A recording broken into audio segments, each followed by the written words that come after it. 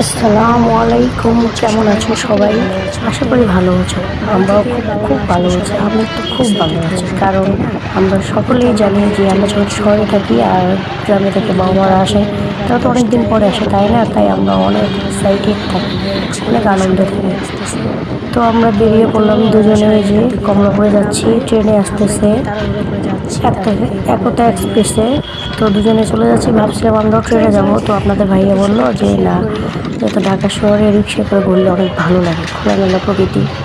তো দুজনে রিক্সায় উঠে পড়লাম। এই যে এখন যাচ্ছি বাবাকে নিয়ে আসতে কমলাপুরে।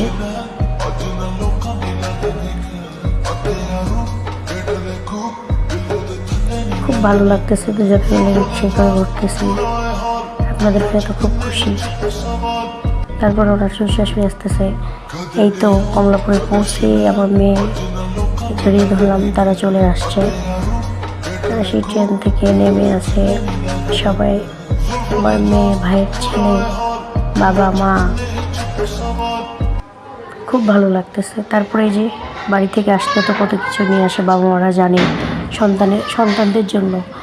তো আমার বাবা যেহেতু কসাই, তো আমাদের বাড়ি থেকে আর কি আসতে পারে? এই যে গরুর গোস্ত, গরুর ভুঁড়ি, খাসির পা, গরুর পা, আর কি বলবো, এগুলাই।